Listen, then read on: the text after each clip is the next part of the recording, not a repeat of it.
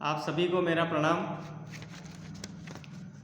आज समाज में बहुत से ऐसे विषय हैं जिस पर उचित मार्गदर्शन की ज़रूरत है, सामाजिक जनजागरण की ज़रूरत है और समय समय पर समाज के वडील बुद्धिजीवी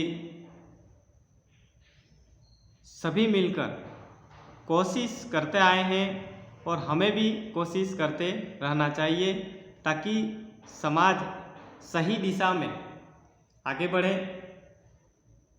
किसी भी फिजूल खर्च में समाज न पड़े। तो आज का दौर जो अभी वर्तमान में शुरू होने वाला है वह शादी का दौर है।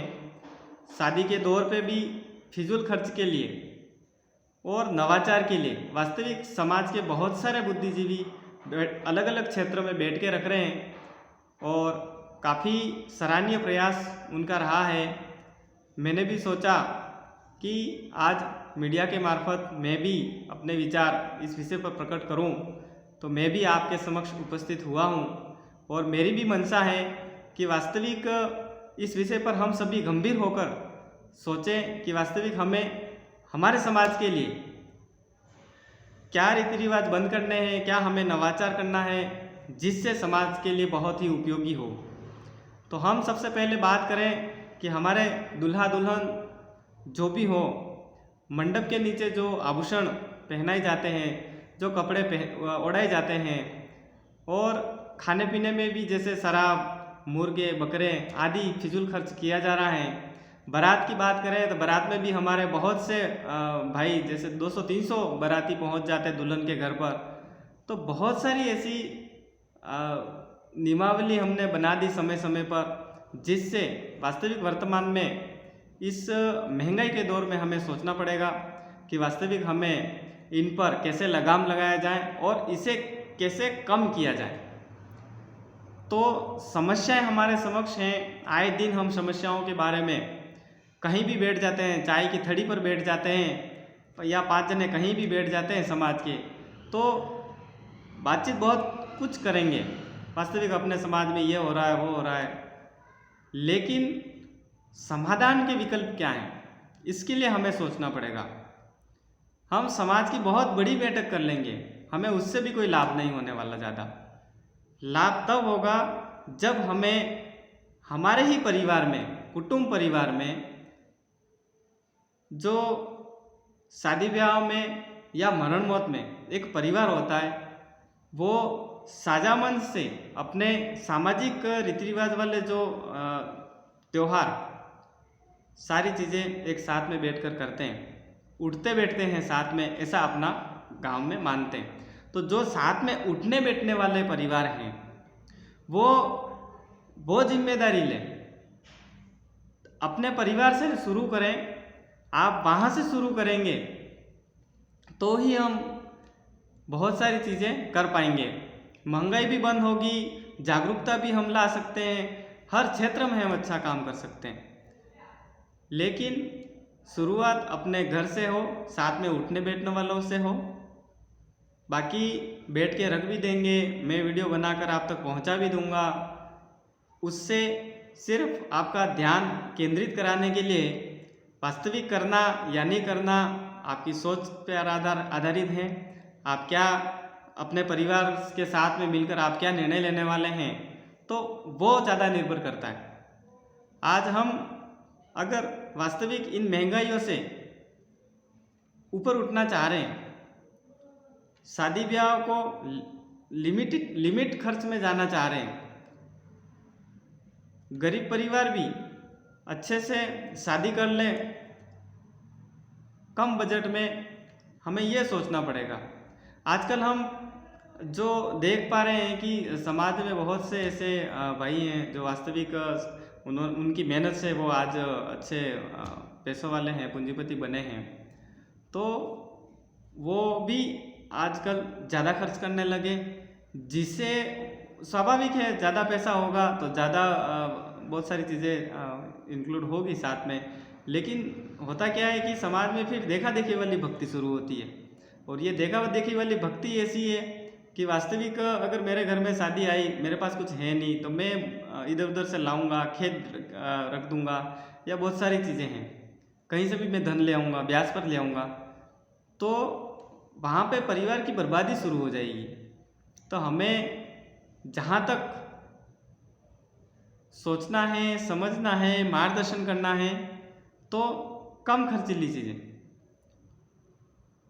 भले आभूषण दुल्हन के लिए ले जाने हो या दूल्हे के लिए भी कुछ आभूषण खरीदने हो, तो जो वास्तविक हमें जो चाहिए उन्हीं आभूषण पर खर्च करना चाहिए। इसके अलावा हमें आभूषण खर्च नहीं करना चाहिए, आभूषण पर खर्च नहीं करना चाहिए, क्योंकि आज महंगाई बहुत ज़्यादा है, जिससे देखते हुए वास्तविक हम जहाँ पे खर्च करना चाहिए उसके लिए हमारे पास पैसा बचेगा नहीं। हमें कहाँ खर्च करना है, हमें हमारे जो छात्र छात्रा हैं पढ़ने वाले, उनके लिए खर्च करना है। लेकिन होता क्या है, घर परिवार में कोई त्यौहार आ गया या शादी ब्याह आ गया, तो खर्च क्या है कि समय समय पर चलता रहेगा और वास्तविक हम शिक्षा पर ध्यान नहीं दे पाएंगे।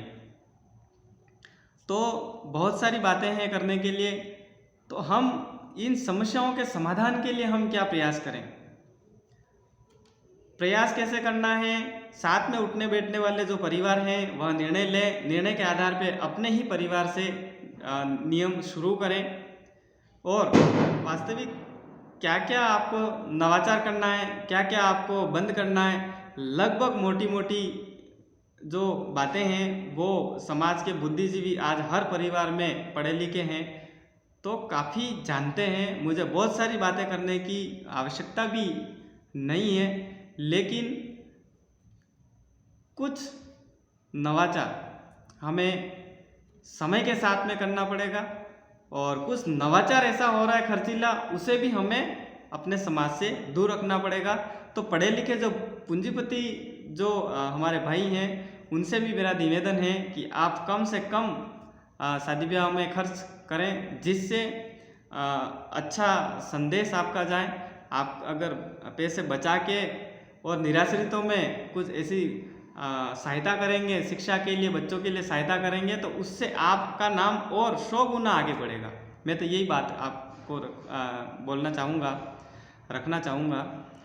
साथ ही शादी की अगर बारात की बात करें तो हम वास्तविक बारात कम करनी चाहिए हमें। बारात हम 200-300 जाएंगे तो दुल्हन पक्ष वालों को भी भोजन की व्यवस्था करनी पड़ेगी, बहुत सारी व्यवस्था करनी पड़ेगी, तो ये फिजूल खर्च में आएगा। तो बहुत सारी व्यवस्थाएं हमें व्यवस्थित तरीके से मनानी है। लेकिन मैं इसके साथ में आज बहुत बड़ी बात बोलने जा रहा हूँ कि हमारी आदिवासी समाज की संस्कृति में क्या क्या था पुराने समय में, क्या हमें उस आधार पर चलना चाहिए या उस आधार पर नहीं चलना चाहिए। कुछ नियमावली ऐसी हैं कि हमें वास्तविक वो हम छोड़ नहीं सकते, जैसे दूल्हा दुल्हन की पहनावा है। आज बहुत जगह देखने को मिलते हैं, तो बहुत जगह कुछ नवाचार देखने को मिलता है। नवाचार तो क्या, खर्चीले बजट से शादियाँ होने लगी है। तो वास्तविक जो पुरानी परंपरा थी उस आधार पे अगर आप शादी करते हैं तो उसकी संस्कृति आदिवासी समाज की झलकेगी। तो हमें वास्तविक इस पर ध्यान देने की ज़रूरत है कि हमें क्या करना है। बहुत सारी बातें हैं करने के लिए, लेकिन कटु सत्य बातें हैं। कुछ बातें पूंजीपतियों को अच्छी नहीं लगेगी, तो कुछ बातें छोटे परिवार को अच्छी नहीं लगेगी, गरीब परिवार को अच्छी नहीं लगेगी। लेकिन वास्तविक मध्यम का रास्ता निकालते हुए समाज में बहुत सारे नियमावली हमें बनानी है और नियमावली का पालन हमें करना है।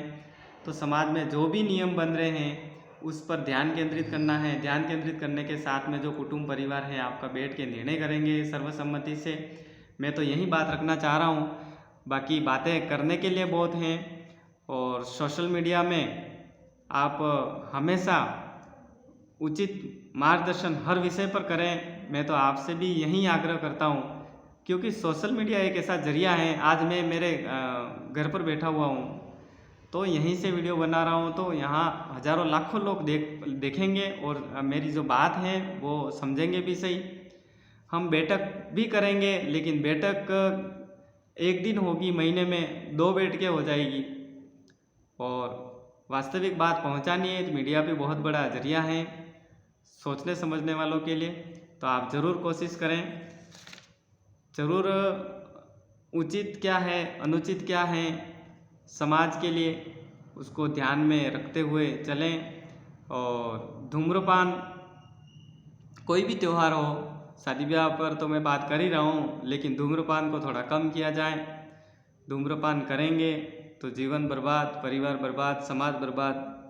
तो वास्तविक इस ओर ध्यान देना बहुत ही ज़रूरी है।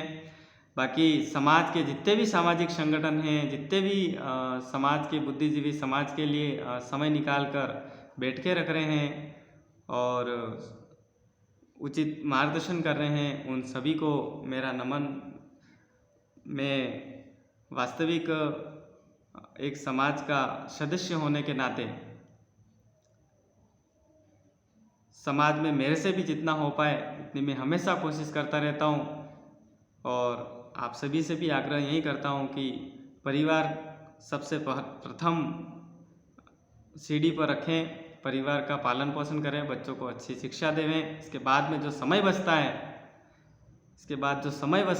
इसके बाद आप समाज के लिए निकलें, वहीं आपके लिए अच्छा है। और जो युवा साथी हैं उनके लिए भी मैं आज बोलना चाहता हूँ कि आप हमारी समाज की धरोहर हैं, हमारे समाज के आने वाले काफ़ी ऊर्जावान समाज के सदस्य हैं। आपके कंधों के ऊपर समाज की जिम्मेदारी भी आने वाली हैं, उन्हें भी आपको निभाना है।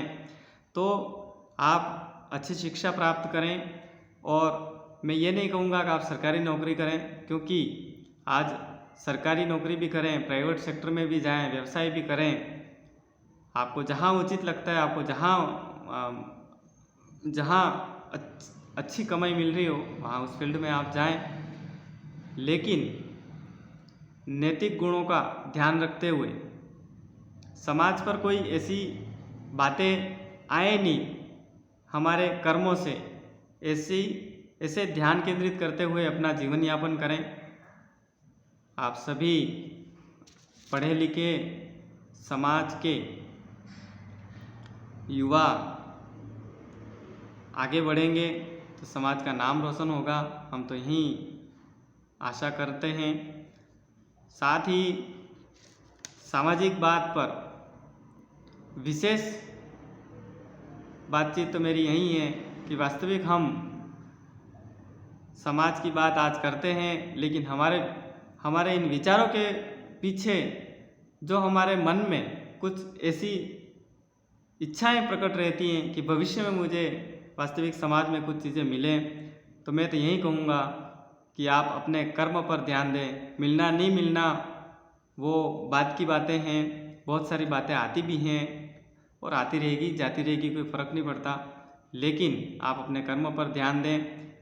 जीवन हमें अच्छे कर्म के लिए मिला है, तो निरंतर हमें अच्छे कर्म करते रहना चाहिए और समाज में भाईचारे का वातावरण पनपे।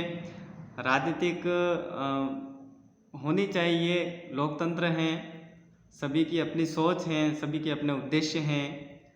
आप बहुत अच्छी राजनीति करें, लोकतंत्र में आगे बढ़ें, लेकिन जहाँ पर समाज की बात आती है, मैं हमेशा बात रखता हुआ आया हूँ कि समाज की जाजम पर सभी विचारधाराओं के भाइयों को एक साथ में बैठना पड़ेगा। समाज के लिए हमें बहुत से विषय पर बैठकर सोचना समझना पड़ेगा, मंथन करना पड़ेगा, निर्णय लेने पड़ेंगे, तो जाके हमारा समाज अन्य समाज के बराबर आकर चल सकता है। क्योंकि आज का दौर अगर बात करें तो वास्तविक समाज की हालत इतनी ख़राब है कि हम देख ही पा रहे हैं। बोलना मेरे लिए अच्छा भी नहीं है, मैं सिर्फ देख रहा हूँ, समझ रहा हूँ और कोशिश करता हूँ। हमेशा प्रयास रहता है, सकारात्मक प्रयास रहता है कि समाज प्रथम, राजनीति बाद में। बाकी तो ठीक है, आप जो भी करें अपने जीवन में, लेकिन पुनः विषय पर आते हैं कि शादी ब्याह का दौर शुरू हो रहा है। हमें हमारे समाज के साथ में कोई अनहोनी होना हो किसी भी बारात ले जाते समय, और कोई भी परिवार कर्ज में नहीं डूबे, ये विशेष तौर पर आप बात को ध्यान में रखें और मार्गदर्शन करें। इन्हीं शब्दों के साथ में मैं अपनी वाणी को विराम देता हूँ। आप सभी को मेरा पुनः प्रणाम। जय गुरुदेव, जय आदिवासी।